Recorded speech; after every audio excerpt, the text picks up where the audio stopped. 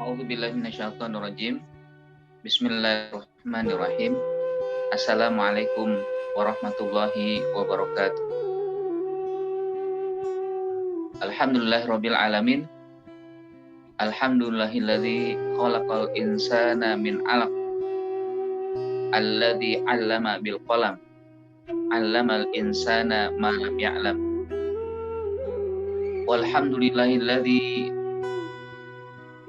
an'amana bi ni'matil iman wal islam wa an'amana bi ni'matil amni wassalam wa an'amana bi ni'matis sihhati wal afiyah wa an'amana bi ni'mati ta'limi darsil Qur'an wa an'amana bi ni'mati al-ilm wa an'amana bi jami'in ni'am. Wassalatu wassalam ala rasulillah wa ala alihi wa ashabihi wa man walah, amma ba'du. Fasubhanaka la ilma lana illa ma 'allamtana innaka antal alimul hakim. Rabbana zidna ilma warzuqna fahma. Asbahna wa asbahal mulkulillah walhamdulillahi la syarikalah. La ilaha illa huwa wa ilaihin nusyur.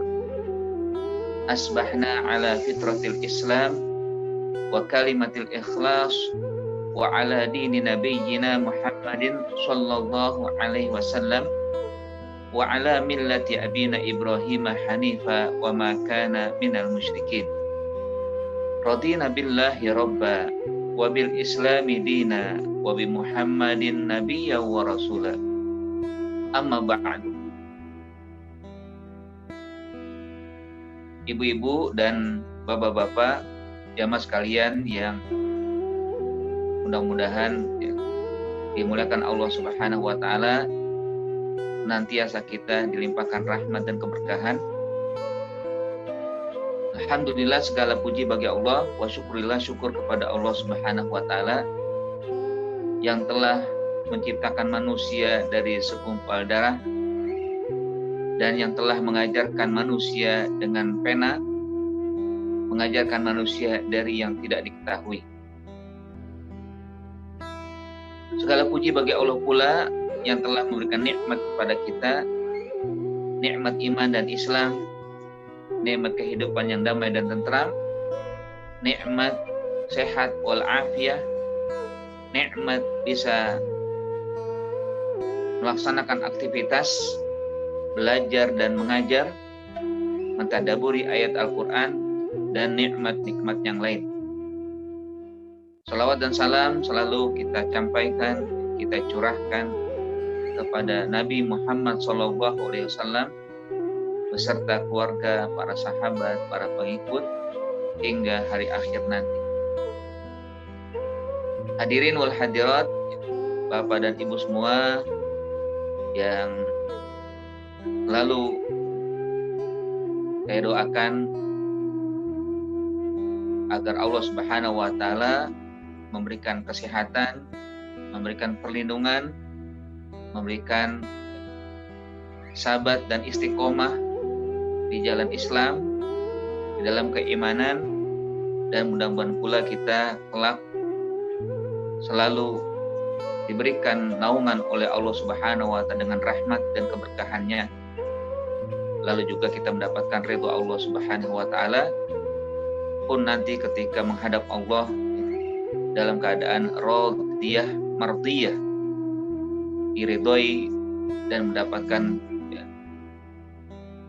ridho Allah Subhanahu wa taala dan rahmatnya sehingga bisa mulus mendapatkan surganya. Pada hari ini insya Allah kita akan melanjutkan kajian kita, tadabbur rutin kita terkait dengan surat Al-Baqarah, memasuki surat Al-Baqarah ayat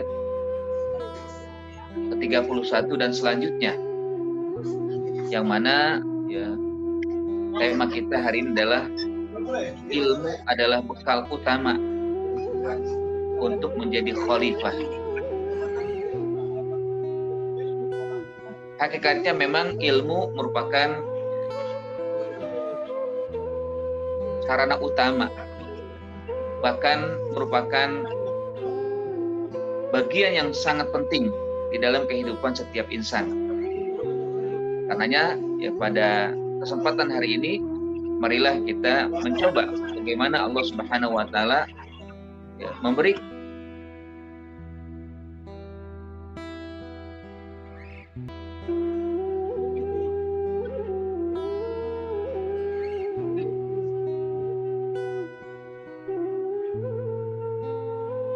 kepada makhluk yang pertama diciptakan, lalu diberikan bekal, yaitu ilmu pengetahuan.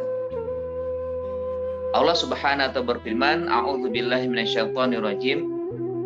Wa 'allama Adamal asma'a kullaha thumma 'aradahum 'alal malaikati faqala anbi'uni bi asma'i haula'i in kuntum shadiqin. Qalu subhanaka la ilma lana illa ma 'allamtana innaka antal alimul hakim. Qala ya Adamu anbi'hum bi asma'ihim. Falamma anba'ahum bi asma'ihim qala alam aqul lakum inni a'lamu ghaibas samawati wal ardh wa a'lamu ma tubduna wa ma kuntum taktumun. Shadaqallahul azim.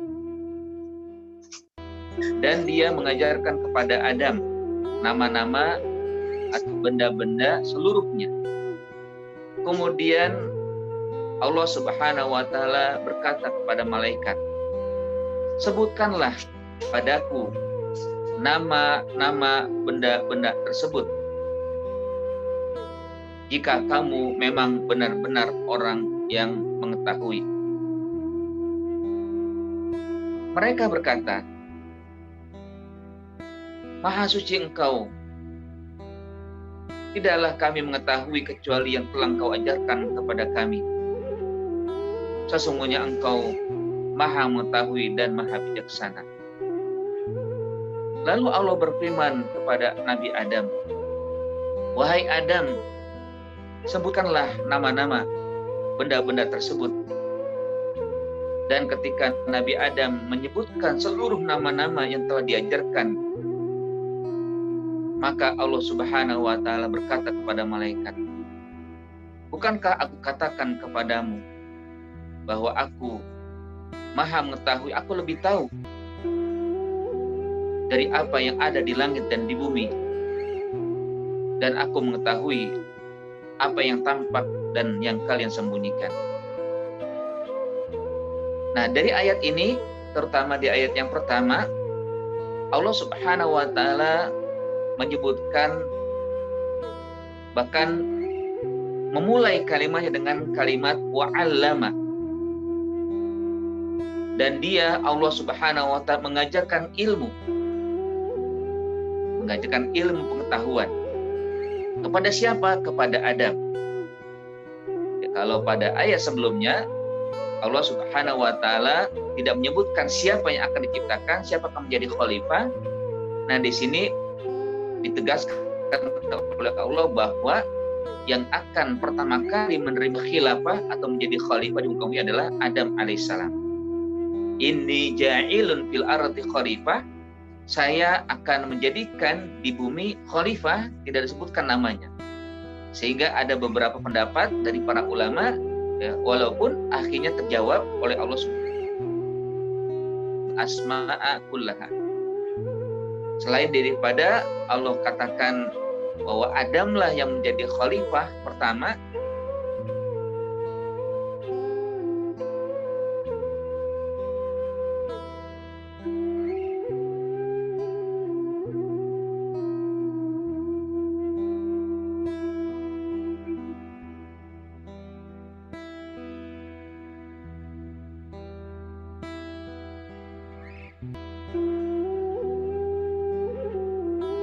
Nah, jadi Allah Subhanahu wa taala mengatakan demikian, wa 'allama Adamal asma'a kullaha. Dan Allah mengajarkan kepada Adam. Ada dua sisi yang bisa kita ambil hikmah dari kata pertama ini, bahwa Allah lah yang mengajarkan kepada Adam bahwa ilmu itu memang dari Allah Subhanahu wa taala. Semua yang ada dalam kehidupan ini memang dari Allah. Sehingga kita pun senantiasa merasakan apapun yang kita miliki atau apapun yang kita ketahui sumbernya dari Allah. Meskipun mungkin ada yang merasa saya berusaha, saya belajar sekian tahun sehingga dapat ilmu, dapat pengetahuan, betul memang. Tapi harus disadari bahwa itu pun bisa dimiliki karena Allah Subhanahu wa taala. Kemudahan belajar, kelancaran dan belajar, bahkan juga ya kemudahan dalam menerima ilmu pengetahuan itu merupakan pemberian Allah Subhanahu wa taala. Sehingga dikatakan di sini wa 'allama, dan Allah mengajarkan. Allah memberikan ilmu. Allah Subhanahu wa taala memberikan informasi. Bahkan nanti juga di ayat keduanya ya malaikat mengakui ya, la ilma lana illa ma 'allamtana. Tidak ada ilmu bagi kami ya Allah kecuali yang telah Engkau ajarkan kepada kami. Malaikat aja ngakuin ya. Sehingga sangat naif ya kalau misalkan ada orang yang sudah punya ilmu tapi ya, tidak mau beribadah kepada Allah, tidak mau bersyukur kepada Allah, atau juga menjadi orang yang sombong lalu angkuh terhadap Allah Subhanahu wa taala. Karena Allah lah yang sebenarnya memberikan ilmu itu ya. Wa 'allama Adam. Yang kedua, bahwa memang yang pertama kali Allah turunkan wahyu kepada Rasulullah SAW adalah ilmu. Perintahnya apa? Iqra bismi rabbikal ladzi khalaq, khalaqal insana min 'alaq, iqra wa rabbukal akram, alladzi 'allama bil qalam, 'allama insana ma lam ya'lam. Jadi pertama kali yang Allah berikan kepada Nabi kita Rasulullah SAW memang Al-Quran, dan wahyu pertama memang adalah bagaimana manusia memiliki ilmu pengetahuan dengan cara membaca, lalu nanti diberikan ilmu pengetahuan, diberikan pemahaman ya. Sehingga dengan itu maka dia bisa menjalani kehidupan dengan baik. Sebelum saya atau kita mencoba nanti menggali ayat ini, saya ingin juga menyampaikan tentang bagaimana kandungan surat Al-Baqarah ya. Secara umum memang kalau kita pahami bahwa Al-Quran itu sendiri secara umum memang terdiri dari 114 surat. Lalu dibagi lagi atau diringkas lagi, maksudnya digabung lagi menjadi 30 juz. Dari 30 juz ini dirangkai lagi dengan namanya hizib. Ya, hizib. Dari setiap hizib itu ada dari setiap juz itu ada 4 hizib. Jadi 4 kali 30 ada sekitar 120 hizib. Ya. Nah, dari setiap hizib itu dibagi menjadi 4 ya. Jadi seperempat ya. Misalkan rubu pertama, seperempat pertama, seperempat kedua, seperempat ketiga, seperempat keempat. Jadi setiap juz ada 2 hizib, setiap juz ada 4 hizib, setiap setengah juz itu 2 hizib. Ya, hizib pertama, hizib kedua. Ya. Setiap juz itu 2 hizib ya. Setiap juz ada 2 hizib. Ya. Nanti setiap hizib itu ada seperempat. Nah, dalam surat Al-Baqarah ini yang terbanyak ya, terbagi pada 2 juz setengah ya, kurang sedikit ya dari 2 juz setengah ini ya, yang terakhirnya sedikit tinggal beberapa ayat lagi nanti disebutkan dalam surat Ali Imran ya, yang terdiri dari 8 hizib, berarti kan 2 ya, 8 hizib betul, 8 tambah 3 ya, jadi 11 hizib. 11 hizib ya, yang mana ya pada juz pertama ini yang saya ingin sampaikan, ya juz pertama itu terdiri dari 4 hizib ya. Terdiri dari 2 hizib ya, 8 bagian, yang mana rubu pertama yang sudah kita bahas kemarin kan sampai ayat 25 itu namanya disebut dengan ar-rubul awal min suratil Baqarah, seperempat pertama dari surat Al-Baqarah, di mana Allah menyebutkan tentang pembagian manusia menjadi 3 kelompok. Ada yang bertakwa, ada yang kafir, ada yang munafik. Nah, dari 3 kelompok ini ada 1 kelompok yang siap ya menerima amanah, atau yang dianggap oleh Allah Subhanahu wa taala akan mendapatkan amanah mengelola bumi atau juga melanjutkan risalah yang nanti diberikan oleh Allah kepada nabi-nabi, yaitu orang bertakwa.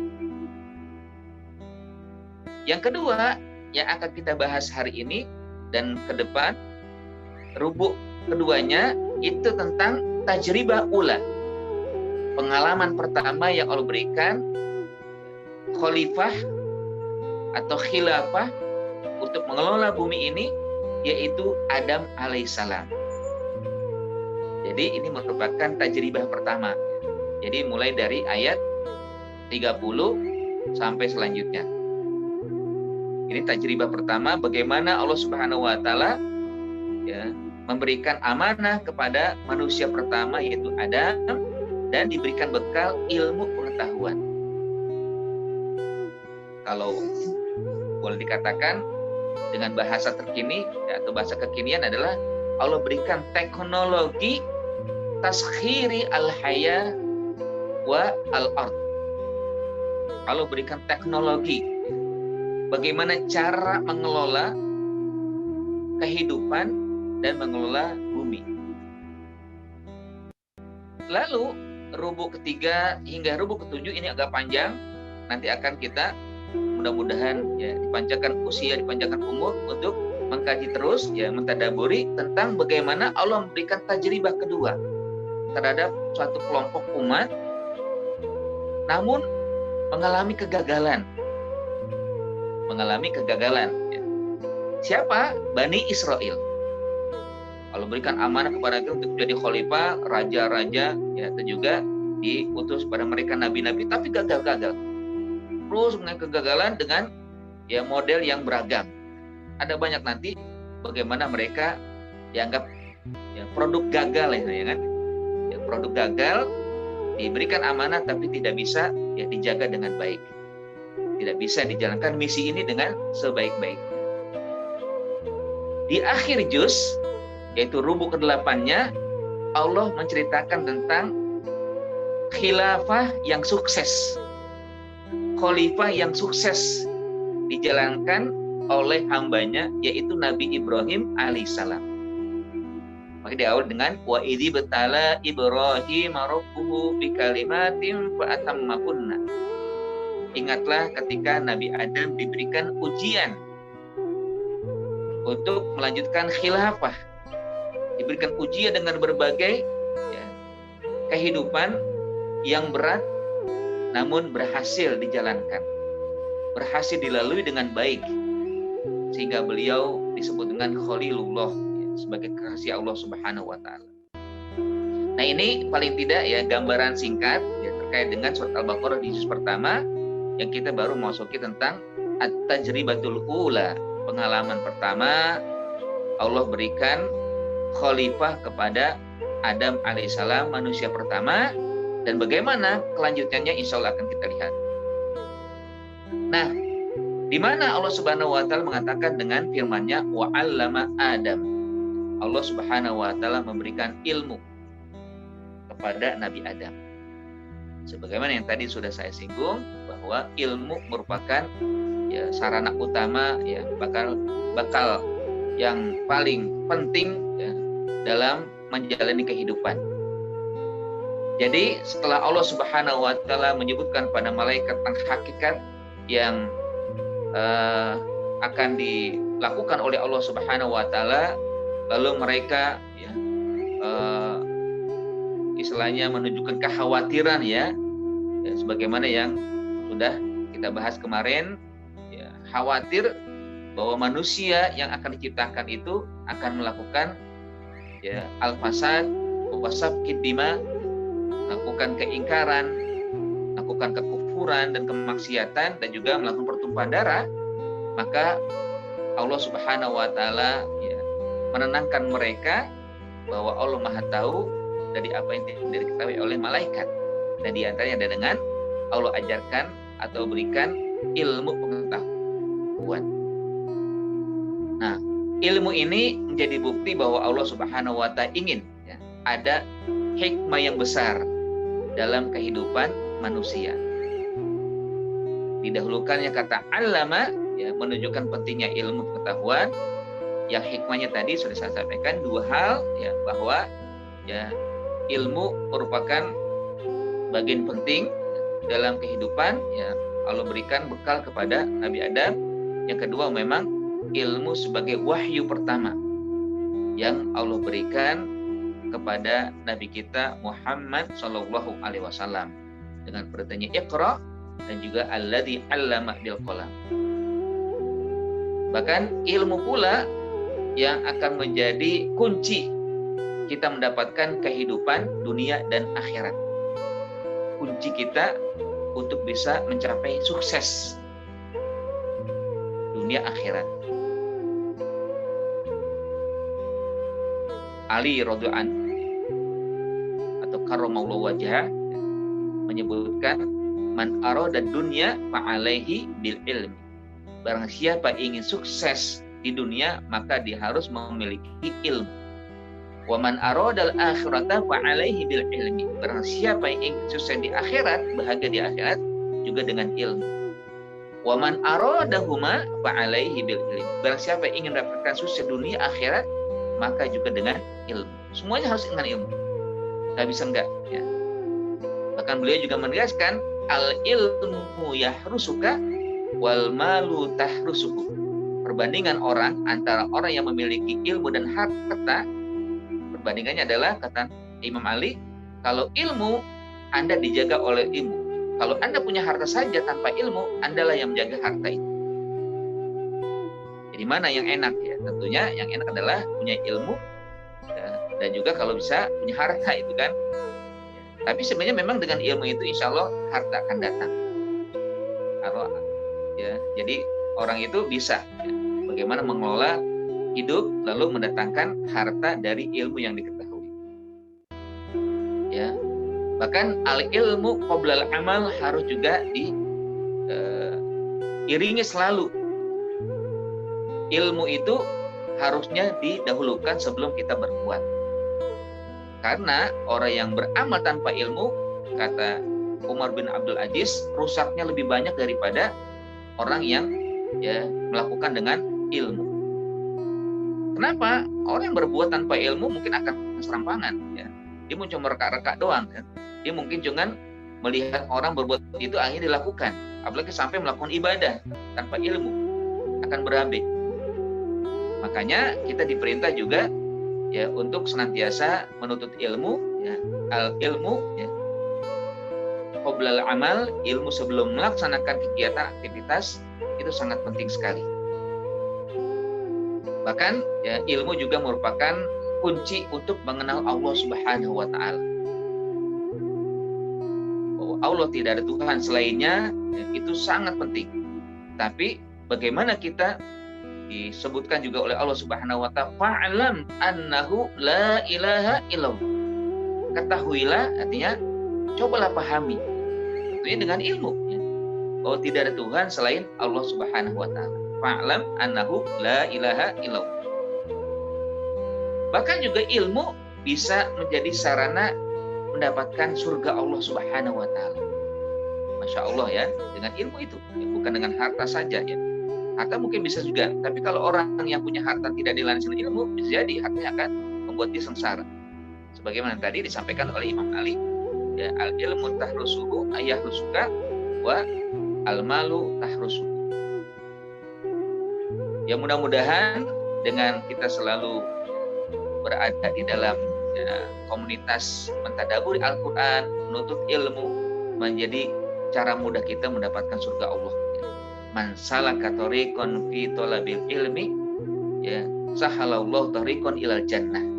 Barang siapa yang berjalan melintasi dan melewati dan juga menjalani kehidupan untuk menuntut ilmu, maka Allah akan mudahkan dia menuju surga.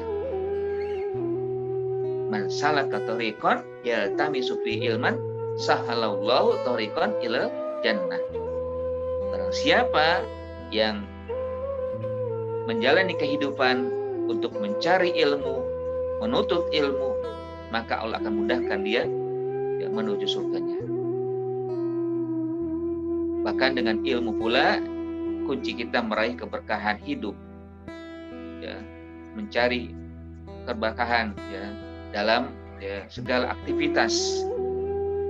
Bahkan juga agar kita selalu, ya, mendapatkan kebenaran dalam beribadah, melaksanakan segala, ya, kewajiban, ya, yang telah diperintahkan Allah Subhanahu wa taala. Ketika dilandasi dengan ilmu, maka insya Allah akan, ya, sukses kita dan akan menjadi lengkap dan sempurna.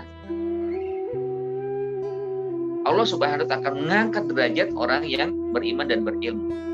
Yarfa'illahu ladina amanu minkum waladina utul ilma darajat. Nah, karenanya ya penting sekali di sini, ya, kita coba dalami kenapa Allah Subhanahu wa taala menyebutkan pertama kali dengan kalimat allama Adam. Walaupun memang dalam kaidah bahasa Arab selalu kata kerja, ya, karena ada namanya isim fi'liyah, ya. Jadi khobar fi'liyah, kan? Jadi diawali dengan perbuatan, ya, dan memang, ya, juga memberikan isyarat bahwa pentingnya ilmu. Isyarat bahwa Allah mendahulukan ilmu sebelum yang lainnya. Nah, ilmu memang di sini sebagai sarana agar, ya, menjadi bekal bagi Nabi Adam ketika nanti diberikan amanah menjadi khalifah. Yang mana ilmu ini terbagi pada dua, ya. Ada ilmu syar'i, ilmu tentang pengetahuan agama, ilmu tentang pengetahuan ketuhanan, ilmu tentang pengetahuan peribadatan, ilmu tentang syariat, dan ilmu tentang berbagai hal yang sifatnya keagamaan. Ini juga penting nih, ya. Bahkan dalam surat Ali Imran, ya, itu ada seorang ulama, ya, mufassir Al-Kabir, Imam Ibnu Jarir At-Tabari, ketika beliau menafsirkan kalimat Rabbaniyin, walakin kunu Rabbaniyin, beliau mengungkapkan dua hal, ya, sebenarnya ada empat, ya, lima, tapi dua hal yang penting diawali dengan dengan perkataannya bahwa Rabbani adalah an yakuna faqihan. Seorang yang Rabbani, orang yang memang memiliki kedekatan dengan Allah, ya, yang berusaha menjadi hamba Allah yang taat dan patuh, adalah an yakuna faqihan, memiliki ilmu tentang agama. Ya, tentunya kalimat Rabbani betul, ya, tapi kan bukan akhirnya tidak tidak dipahami dengan dalam, ya. Tapi hakikatnya memang demikian, bahwa Rabbani adalah orang yang memiliki kepakihan, memiliki ilmu tentang agama, tentang Allah, ya, tentang akidah, tentang syariat, tentang ibadah dan sebagainya. Tapi yang kedua, ya, ini juga yang ingin saya sampaikan, bahwa, ya, ilmu itu selain daripada ilmu tentang keagamaan juga ilmu umum, ya. Maka beliau mengatakan Rabbani adalah an yakuna aliman. Ada faqih, ada alim, ya. Biasanya kalau disebut berdua ini, ya, alim, faqih itu berbeda. Kalau alim adalah orang yang punya pengetahuan eksat, ya, ilmu-ilmu umum, ya, dan faqih adalah orang yang memiliki ilmu khusus, yaitu ilmu agama. Sementara kalau disebutkan sendiri, yaitu ilmu saja, maka nanti terbagi dua, ilmu agama dan juga ilmu umum. Sebagaimana yang Allah Subhanahu wa taala sebutkan tadi di surat Al-Mujadalah, Allah berfirman, yarfa'illahu ladina amanu minkum waladina utul ilma darajat. Allah mengangkat orang-orang beriman dan orang-orang berilmu beberapa derajat, ya. Menaikkan dan meninggikan derajatnya. Siapa ulama, ya, atau dirikan ilmu, ya ilmu agama dengan ilmu umum. Bahkan orang yang takut kepada Allah adalah orang yang berilmu. Ya, innama yakhsyallaha min ibadihil ulama. Orang yang sangat takut kepada Allah adalah orang yang berilmu. Siapa yang berilmu ini? Bukan ilmu khusus saja, tapi ilmu umum pun juga. Bukan ilmu agama saja, tapi ilmu umum. Memang lebih banyak orang yang banyak takutnya adalah ketika memiliki ilmu agama.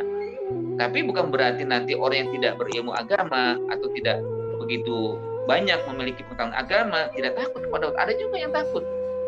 Bahkan kalau orang Arab banyak begitu ya.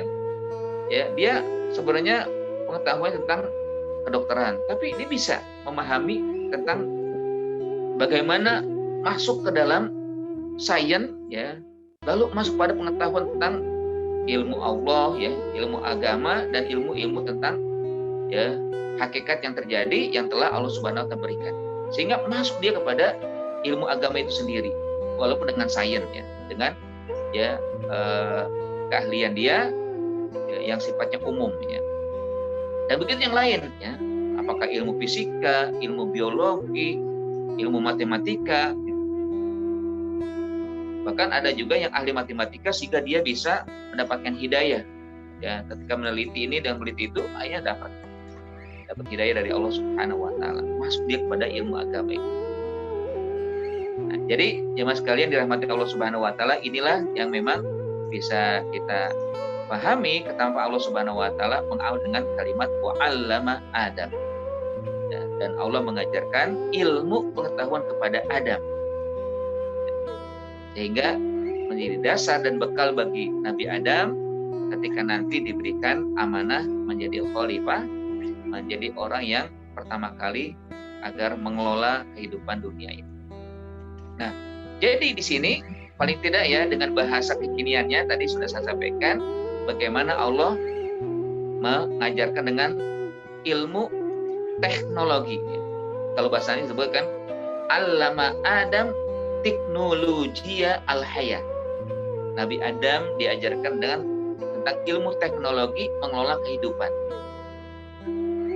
Ya, jadi maksud dari ayat ini bahwa Allah Subhanahu wa taala mengajarkan kepada Nabi Adam tentang teknologi mengelola kehidupan berupa nama-nama, ya, disebutkan nanti wa 'allama Adamal asma'a kullaha. Ya, tentang bagaimana nama-nama yang ada di hadapannya dan ada di sekitarnya, ya, baik yang sudah diajarkan kepada malaikat atau yang belum diajarkan kepada malaikat.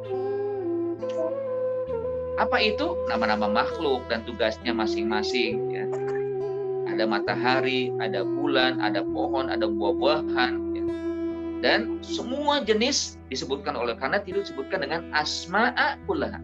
Semuanya, tidak ada yang terkecuali, tidak ada yang tertinggal. Dan inilah yang Allah berikan kecanggihan kepada Nabi Adam, dia bisa ingat semuanya. Ingat semuanya tanpa ada yang tertinggal. Dan memang ini anugerah Allah. Ya, ada juga kan dikatakan ada ilmu itu, ilmu laduni, ada ilmu kasbi. Ya. Ilmu laduni adalah ilmu yang memang mutlak diberikan oleh Allah kepada siapapun yang dikehendaki oleh Allah Subhanahu wa taala. Para nabi itu adalah ilmu laduni yang Allah berikan. Mereka tidak pernah belajar.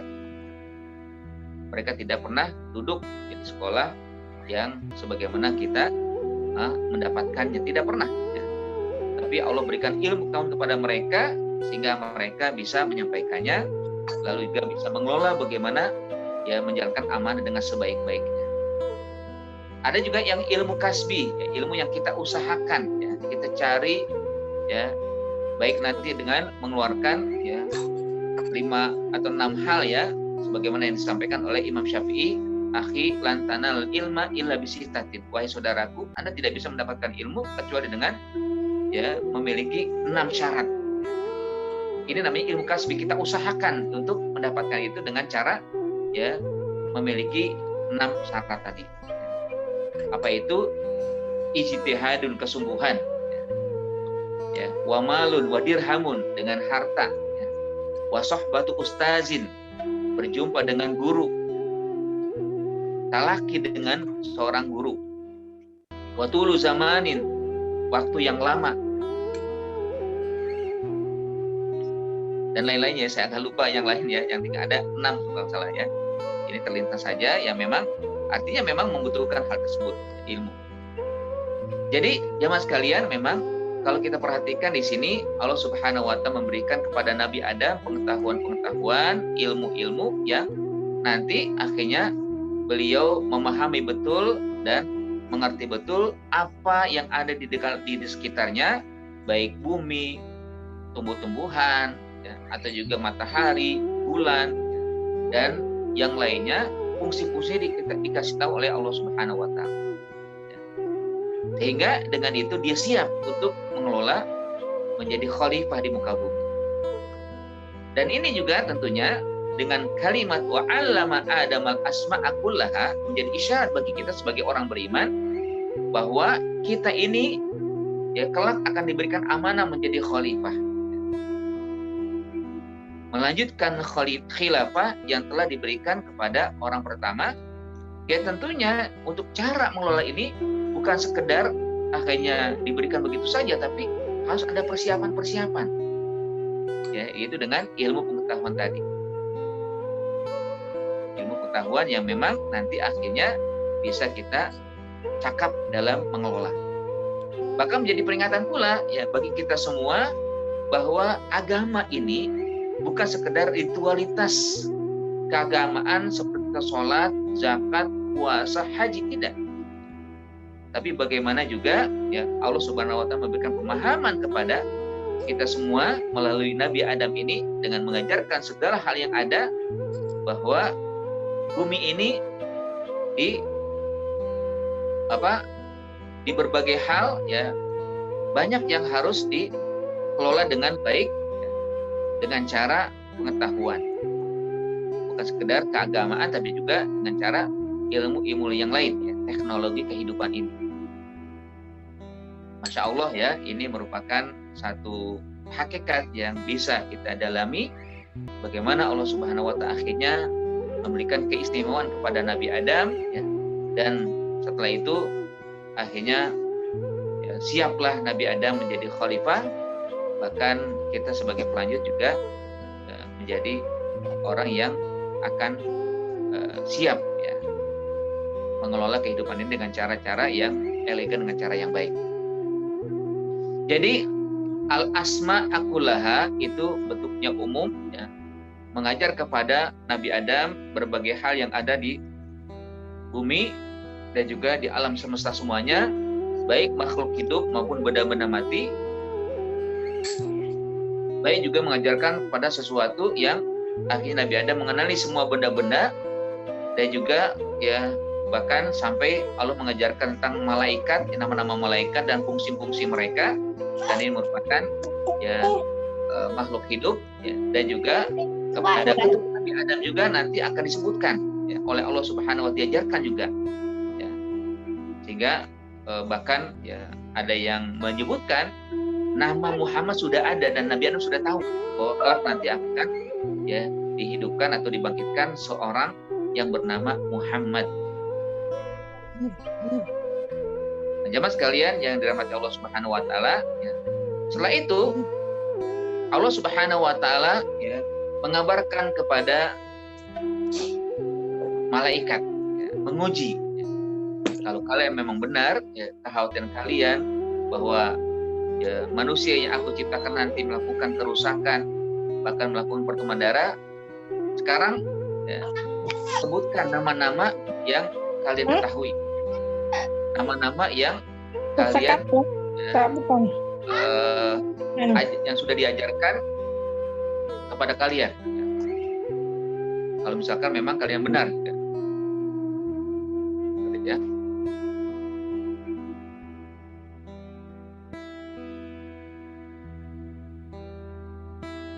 Maka Allah berfirman ya, ambiuni bi asma'i haula'i in kuntum shadiqin. Wahai malaikat, sampaikanlah kepadaku nama-nama yang kalian tahu. Semuanya. jika kalian memang betul-betul mengetahui hal-hal yang gaib, sebagaimana yang diungkapkan sebelumnya, bahwa kalian khawatir kalau diciptakannya manusia akan melakukan kerusakan dan pertumpahan darah. Ambiuni bi asma'i haula'i, sampaikan kepada saya seluruh nama-nama. In kuntum shodiqin, jika kalian memang benar mengetahui hal-hal yang gaib, hal yang memang kalian sudah menyatakan kelak akan terjadi kerusakan, akan terjadi pertumpahan darah.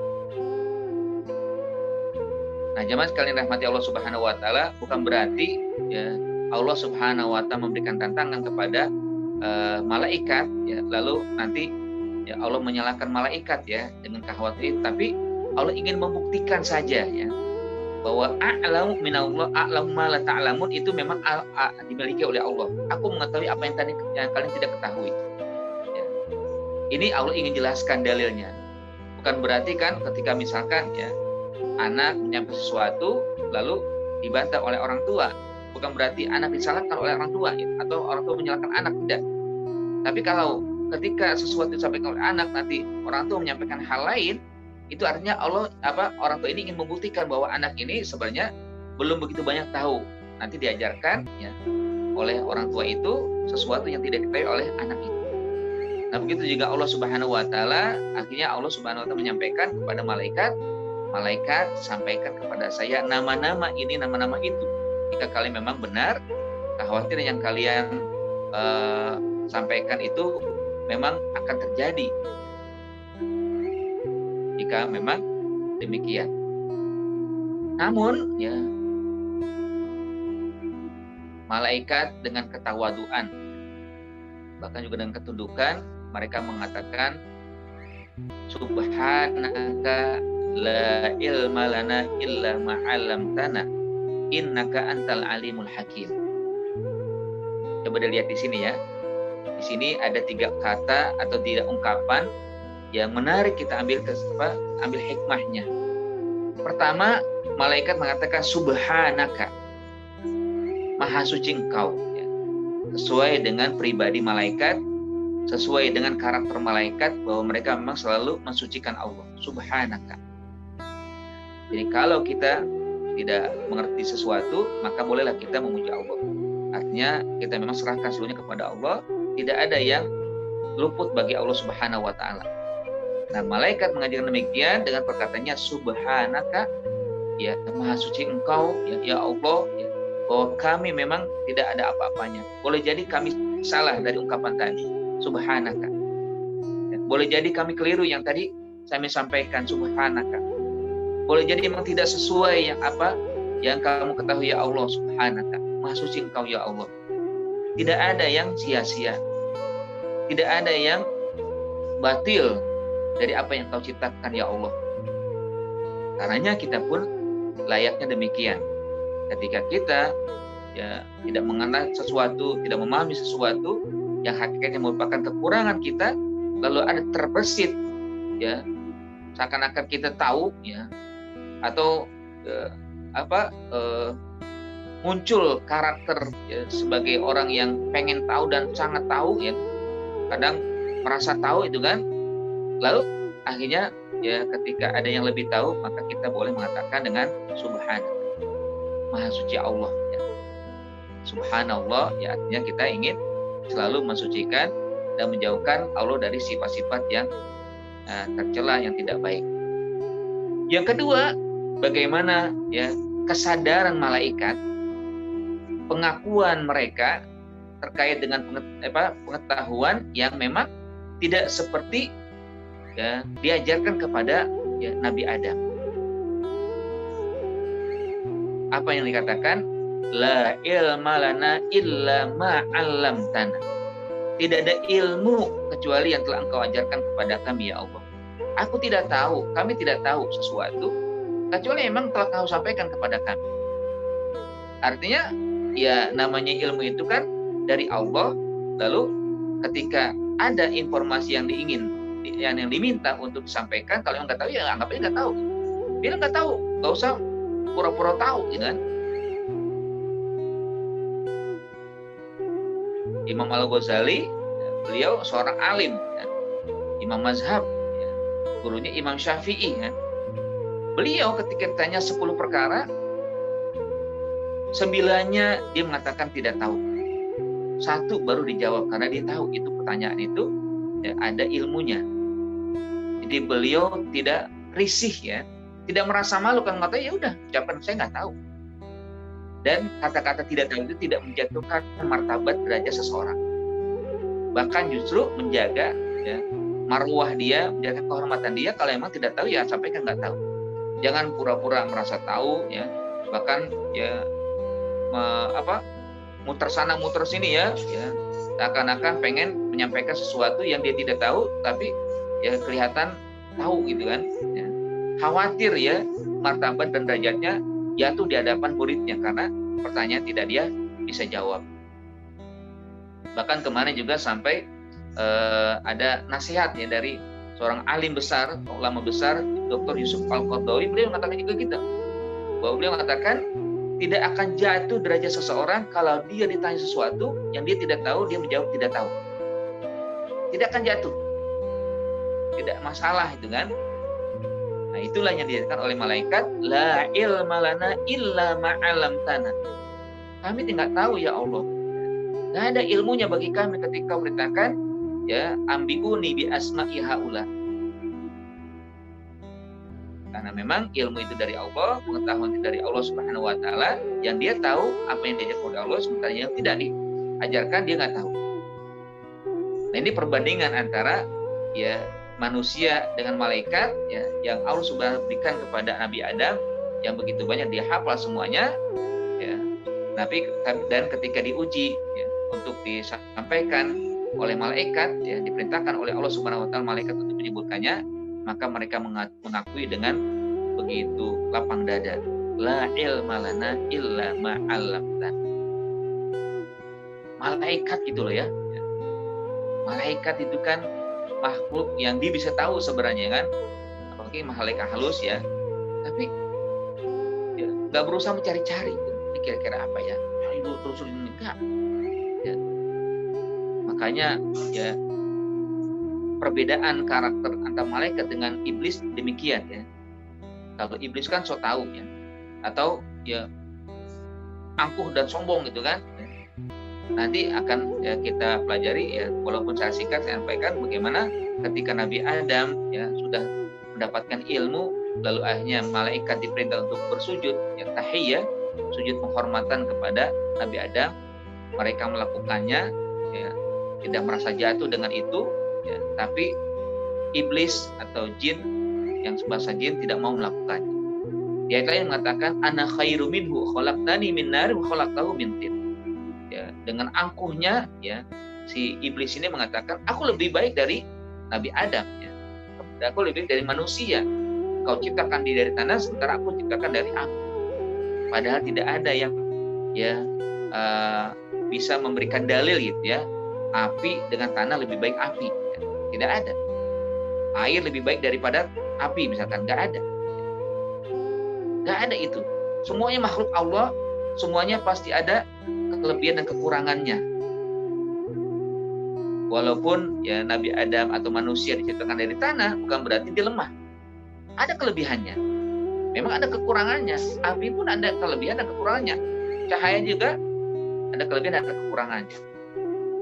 Nah, inilah yang memang senantiasa kita jadikan karakter kita, bahwa ketawaduan malaikat begitu besarnya, kelapangan dada begitu, ya, jelasnya, ya, sehingga kalau memang tidak tahu nggak perlu, ya, merasa, ya, jatuh ketika mengatakan tidak tahu. La ilma lana illa ma'alamtana. Kita juga sebagai hamba Allah Subhanahu wa taala, apalagi sama, ya, teman-teman, sahabat, sama kawan-kawan, ya, semuanya kita perhatikan bahwa ilmu itu memang ada batasnya. Ada yang kita tahu, ada yang tidak kita tahu. Ya. Kenapa kita diperintah untuk bergaul, bersosialisasi, bersama-sama dalam hidup, ya, agar kita bisa saling mengambil hikmah. Dia punya tahu sesuatu, sementara tidak tahu sesuatu yang lain. Sementara kita juga punya pengetahuan tentang sesuatu, yang tidak dimiliki oleh teman kita. Ya, saling berkolaborasi, saling akhirnya ya bekerja sama untuk bisa meningkatkan kehidupan. Ya, misalkan ada yang ilmu agama ditahu banyak, sementara ya, yang lain tidak tahu. Ya, orang punya ilmu agama nggak tahu sesuatu, nah akhirnya dikasih tahu oleh yang tadinya tidak memiliki ilmu pengetahuan tentang agama, tapi memiliki ilmu pengetahuan yang lain. Ya. Nah, kedua juga bagaimana ilmu itu jangan dijadikan sebagai sarana untuk menyembuhkan diri, tidak. Makanya jadikan istilah ya kan, di atas langit ada langit. Ya. Di atas orang yang berilmu pasti ada orang yang lebih baik lagi. Ya. Terus begitu kan. Ya, ada orang yang punya ilmu tapi di atasnya ada yang alim lagi. Makanya kenapa Nabi Musa gitu kan ditegur oleh Allah Subhanahu wa taala. Riwayatnya kan di mana ketika Nabi Musa bersama Bani Israel, nah Bani Israel bertanya, "Wahai Musa, adakah orang yang paling alim ya, dari kamu, yang ilmunya lebih banyak daripada kamu?" Nabi Musa merasa tidak ada. Dia mengatakan, ya la ajidu ya a'lamu minni, saya tidak mendapatkan yang lebih baik atau lebih banyak ilmu daripada saya. Wah, dengan kalimat ini akhirnya Allah menegur Nabi Musa. Ada ya Musa. Ya. Inna min ibadi a'lamu minka. Ada hambaku yang lebih banyak ilmu daripada kamu. Nah, ini juga ya bagaimana seorang nabi begitu tawaduknya juga ketika ada teguran dari Allah langsung dia tersungkur minta maaf kepada Allah, ya Allah ampuni aku karena kata-kataku ini. Sehingga dia akhirnya bersikeras untuk berjumpa dengan orang yang dikatakan a'lama minni. A'lama minhu ya, lebih tahu daripadanya. Ya, sehingga akhirnya di dalam surat Al-Kahfi kan disebutkan ya ceritanya bagaimana ya dia bersumpah tidak akan berhenti untuk mencari orang yang disebutkan oleh Allah lebih baik ya atau lebih banyak ilmu daripadanya. Ya. Akhirnya dia bersama sahabatnya atau sama pendampingnya ya melusuri ya lautan ya. Maka ditemukanlah yang riwayatnya adalah Nabi Khidir. Sesuatu yang akhirnya dia tidak ketahui oleh Nabi Musa diungkap oleh Nabi Khidir. Nah, ini juga ya sebagai sesuatu yang dapat kita ambil ya pelajaran ya sebagaimana yang tadi dilakukan oleh malaikat bahwa Nabi juga betul-betul tawadhu, kalau enggak tahu hanya beliau ya mengakui akan ketidaktahuannya lalu mau belajar. Nah, begitulah juga dengan Rasulullah SAW ya. Rasul juga nggak pernah ya merasa lebih tahu ya. Yang beliau tahu pasti dari Allah Subhanahu Wa Taala ya wahyu. Nah, ketika ada yang lebih tahu dari yang lain, beliau juga akan menerima. Misalkan ya, ketika di perang Badar ya, atau di dalam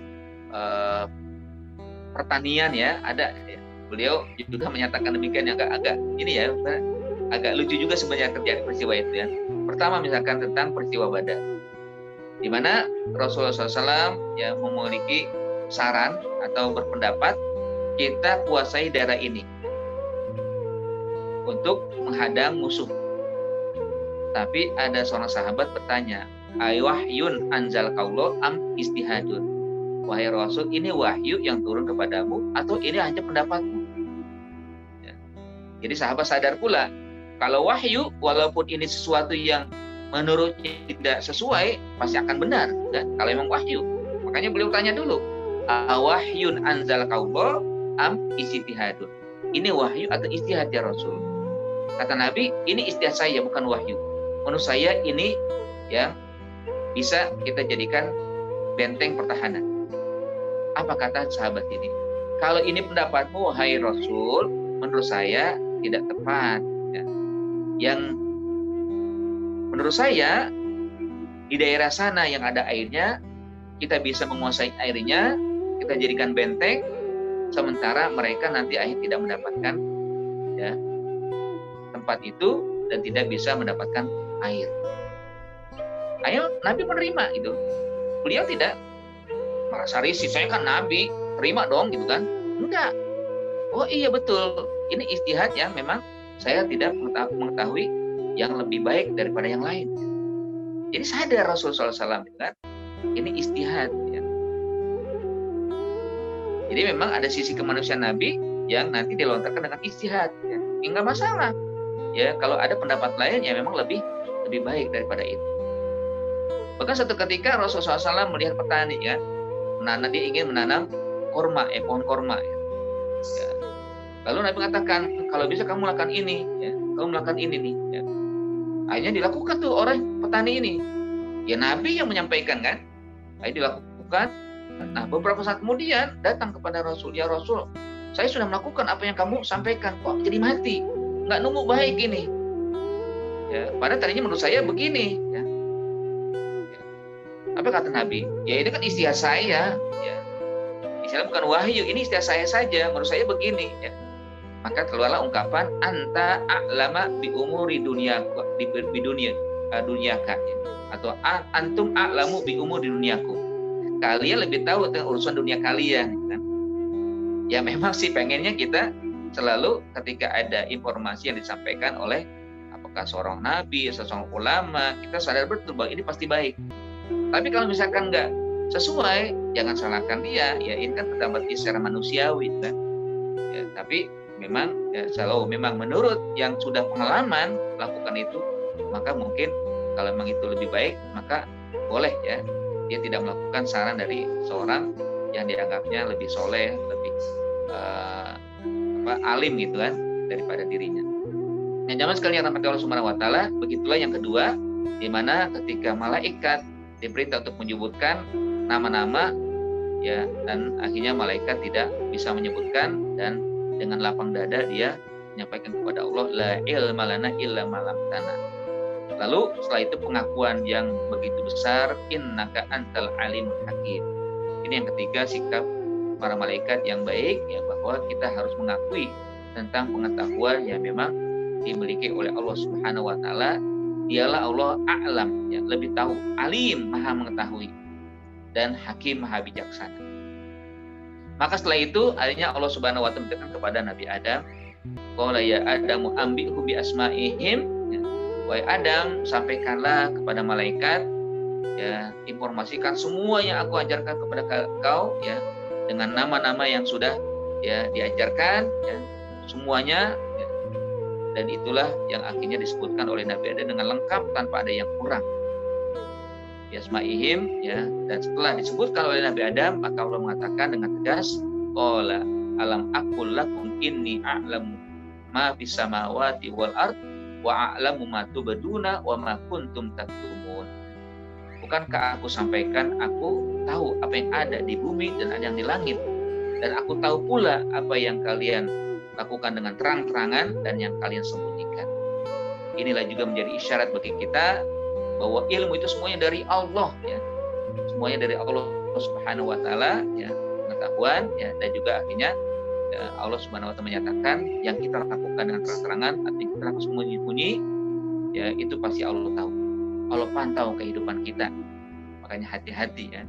Apakah kebaikan atau keburukan, pasti ada ya penglihatan, pemantauan dari Allah Subhanahu wa taala. Nah, intinya sebenarnya di sini bahwa ya pertama kali yang Allah berikan kepada manusia ada ilmu. Nabi Adam juga diberikan oleh Allah Subhanahu wa taala sebagai contoh untuk bagaimana nanti dia ditugaskan menjadi khalifah ilmu. Nah, karenanya bekal utama kehidupan kita harusnya dengan ilmu. Walaupun ilmu itu nanti dilengkapi dengan iman ya, karena iman dan ilmu harus sejajar atau sejalan, tidak boleh ditinggalkan satu dengan yang lainnya. Ilmu tanpa iman maka akan menjadi hampa ya, sementara iman tanpa ilmu akan menjadi timpang ya. Makanya tadi dalam surat Al-Mujadalah dikatakan yarfa'illahu alladziina aamanu minkum walladziina utul ilma darajat. Nah, Allah ajarkan kepada Nabi Adam agar mengelola kehidupan, mengelola menjadi khalifah, yaitu bisa baik ya, dan akhirnya ya berhasillah beliau melakukan itu, walaupun nanti ya ada sesuatu yang bisa kita dalami lagi terkait dengan kenapa akhirnya Nabi Adam turun dan akhirnya tidak lagi tinggal di surga ya, karena memang satu masalah yang dilakukan ya, menjadi sebab tergantinya sesuatu kenikmatan menjadi sesuatu yang lain ya. Nah, jamaah sekalian rahmati Allah Subhanahu wa taala, kesimpulan yang bisa kita ambil dari sini adalah bahwa ilmu menjadi bagian utama dalam kehidupan manusia. Yang kedua, bahwa dalam mengelola kehidupan ini tentunya dasarnya adalah ilmu, bukan sekedar karka ya. Tanpa ilmu, tanpa pengetahuan ya. Allah memberikan ilmu kepada seseorang ya, yang tentunya dengan ilmu itulah nanti dia bisa menjadi orang yang tawadu, bukan orang yang sombong, orang yang penuh dengan keyakinan bahwa semua ilmu dari Allah Subhanahu wa taala, bukan merasa dirinya sudah punya ilmu karena hasil usahanya, tapi malah nanti dia selalu ya tawadu ya, khudu ya, sebagaimana dicontohkan dengan ya apa yang ada dalam kehidupan.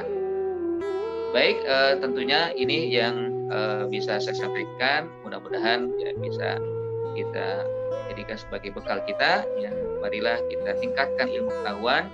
Ilmu itu tidak ada waktunya untuk dicari. Ya, tolawul ilmi fardhatun minal mahdi ilal lahdi. Wallahu a'lam ya. Baik, itu saja. Ya, terima kasih. Jika ada yang ditanyakan, ini sudah masuk satu settingan ya dari Bu Fatimah. Ya, izin bertanya, Ustadz, apa bedanya ilmu dari Allah dengan wahyu dan ya dengan wahyu dari Allah ya? Ya, kalau wahyu itu tidak diberikan kecuali kepada nabi, kepada utusan Allah. Kalau ilmu dari Allah itu semuanya diberikan kepada semua manusia. Itu bedanya antara ilmu dari Allah dengan wahyu dari Allah. Makanya tidak ada wahyu setelah Nabi Muhammad. Gak ada. Kalau ada mengklaim ini wahyu dari Allah, bohong. Ya. Sangat bohong. Ya. Kenapa? Tidak ada wahyu setelah Nabi Muhammad. Rasulullah SAW Nabi terakhir. Selesai sudah.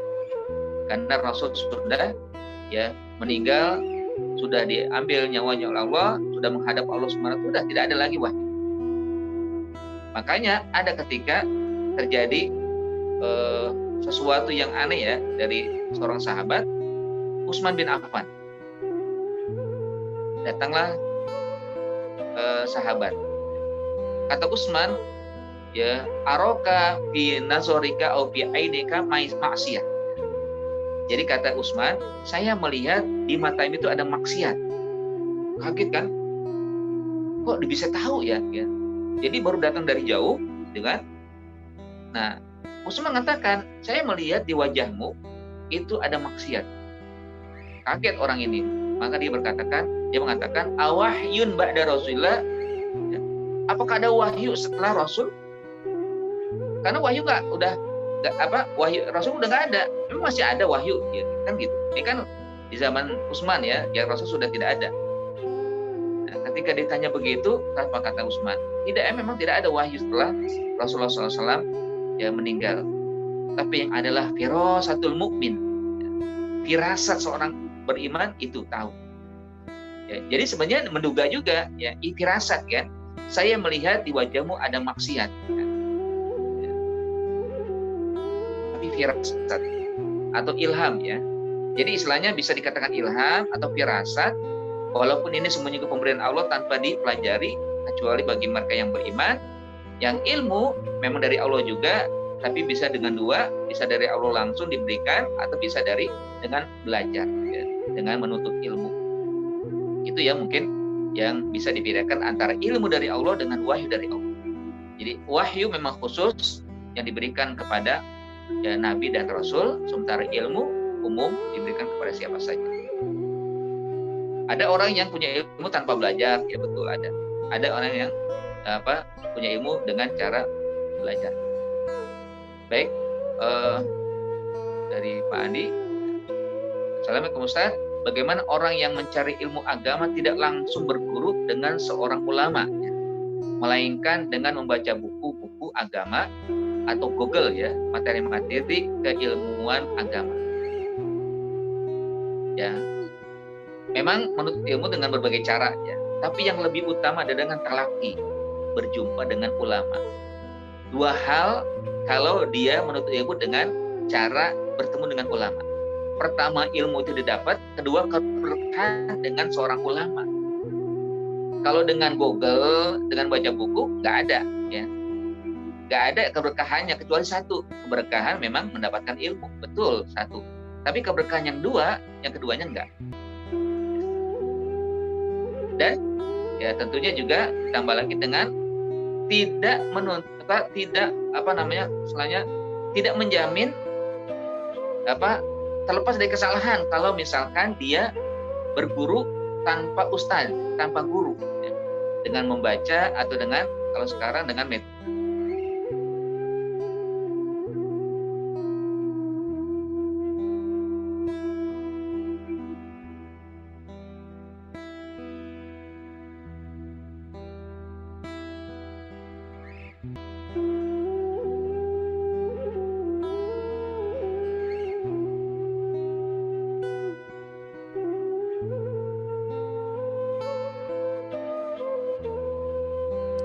Jadi memang gitu ya. Jadi memang menuntut ilmu semuanya bagus ya. Mencari ilmu, mendapatkan ilmu nggak bagus dengan cara membaca, dengan cara menggunakan metode ya pencarian, ya mesin pencarian itu di Google, ya, dan juga dengan cara yang lain ya. Tapi memang lebih baik dan lebih afdol ketika menuntut ilmu dengan guru. Yang tadi sudah saya sampaikan ya. Makanya para ulama dahulu lebih senang berjumpa dengan guru dan berusaha untuk mencari guru. Imam Bukhari coba, itu gurunya nggak sembarangan ya, nggak sedikit ya Imam Bukhari, sampai 200 guru. Jadi para ulama dulu begitu, lebih senang atau juga lebih suka untuk mencari ilmu dengan metode bertemu, berjumpa, talaki kan. Ya keduanya bagus ya, tapi yang afdal mana itu kan?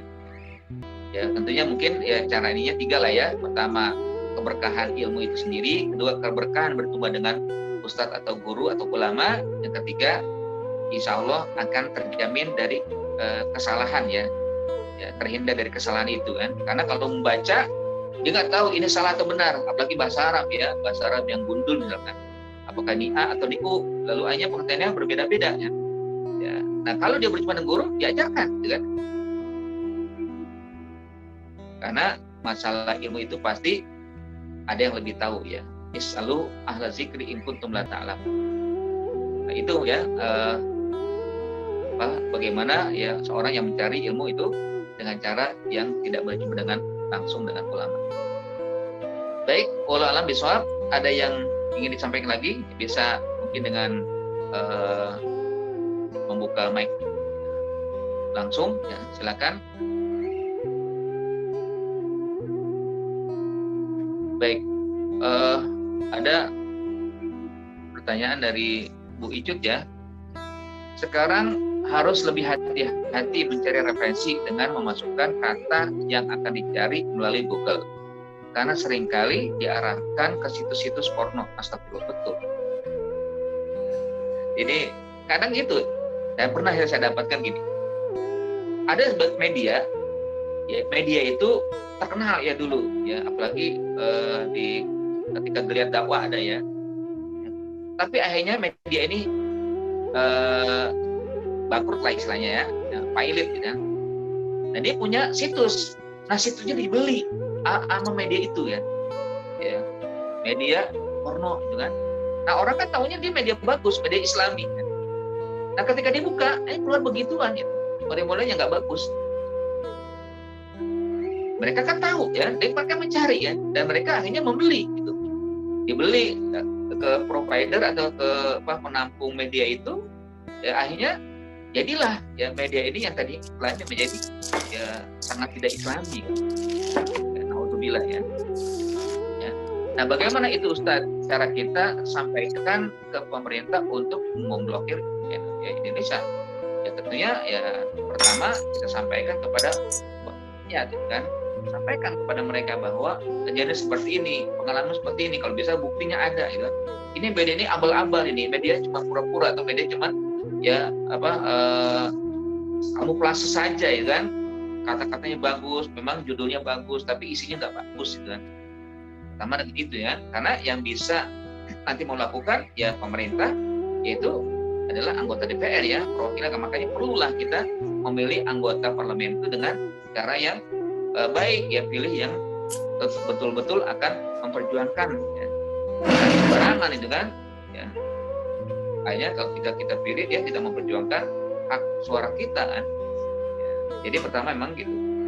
Yang kedua, sebarkan aja di media ya, bahwa hati-hati dengan ini ya. Ini adalah media, walaupun nanti kadang-kadang menjadi penasaran ya, seringkali gitu kan, masa sih aja dilihat juga. Nah, lebih baik memang yang utama sampaikan dengan pemerintah itu dengan cara ya ke perwakilan rakyat ya, anggota DPR, sampaikan bukti-buktinya, lalu minta harapan kepada mereka agar segera disampaikan kepada ya kementerian terkait ya, untuk menutup dan memblokir. Pernah kan jadi di masa yang sebelumnya ya, di zaman SBY itu kan yang ya menterinya bagus lah ya, dari partai tertentu ya kan ya. Dan ya banyak yang dihapus, diblokir itu kan. Ya kadang-kala memang ada saja ya, namanya iblis begitu ya, jin, setan yang membisikkan kepada manusia buat situs-situs yang kelihatannya bagus, kelihatannya tidak ada masalah, rupanya isinya demikian. Kita berjuang dengan fisik, dengan tenaga dan uang. Ya, tadi kan berani mengeluarkan uang hanya untuk membeli situs yang asalnya Islami menjadi un-Islami kan. Maksud jelas. Ya. Baik, jika ada yang ingin tanyakan silakan, mungkin ya, dari Ibu dan Bapak.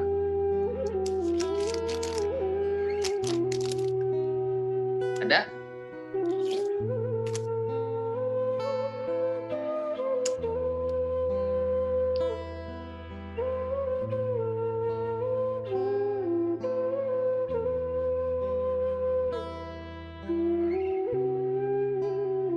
Jika tidak ada, berarti kita cukupkan ya. Gimana? Kita tunggu 1 menit. Ini kalau saya lihat di chattingnya tidak ada lagi kecuali yang tadi, yang terakhir terkait dengan situs ya. Memang sekali lagi ini menjadi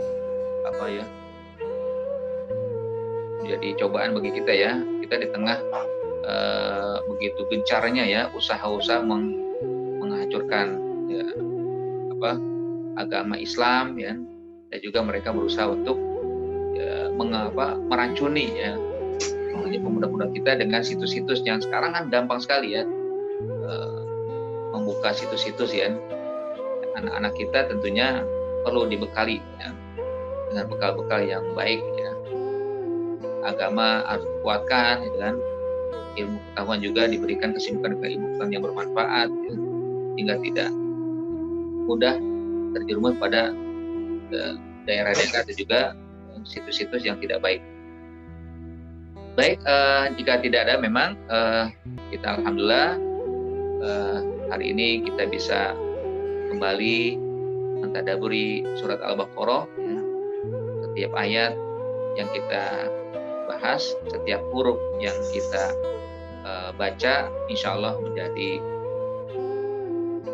menambah ya turunnya keberkahan ya, dan juga turunnya rahmat Allah Subhanahu wa taala ya, dan juga pahala juga Allah berikan.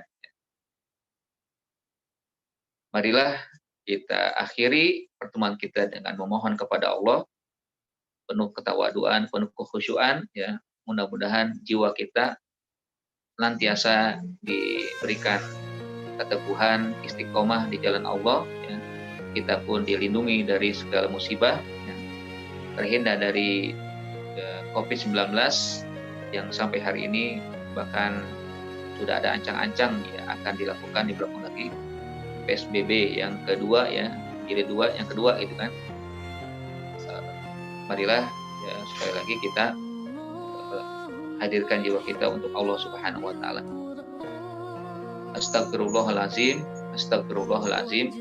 A'udzubillahi minasyaitonir rajim. Bismillahirrahmanirrahim. Alhamdulillahirabbil alamin, hamdan katsiran thayyiban mubarakan fi, hamdan yuafi ni'amahu wa yukafi masidah. Ya Rabbana lakal hamdu kama yanbaghi li jalali wajhikal karim wa subhanik. Allahumma sholli ala sayyidina Muhammad. Allahumma ighfir lana wa liwalidina warhamhum kama rabbawna shaghara. Rabbana zalamna anfusana wa illam taghfir lana wa tarhamna lanakunanna minal khasirin. Allahumma innaka afuwwun karim tuhibbul afwa fa'fu anna ya karim. Allahumma dfa'annal bala wal waba wal ghala wasyada'id wal fahsya wat ta'un wal fitan wal mihan ma zahara minha wa ma batan bi rahmatika arhamar rahimin. Allahumma inna nas'aluka salamatan fid din wa dunya wal akhirah.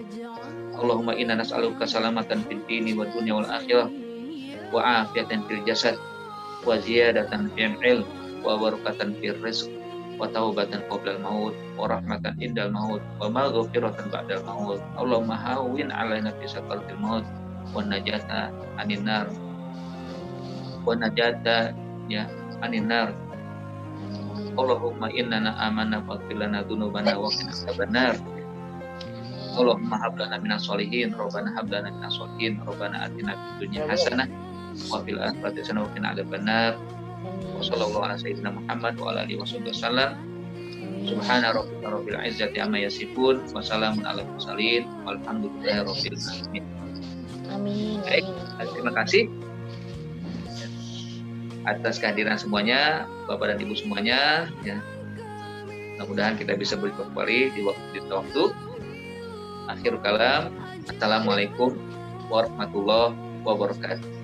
Waalaikumsalam warahmatullahi wabarakatuh. Terima kasih. Ustaz.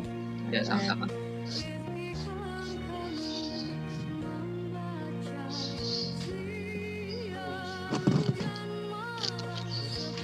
Hmm?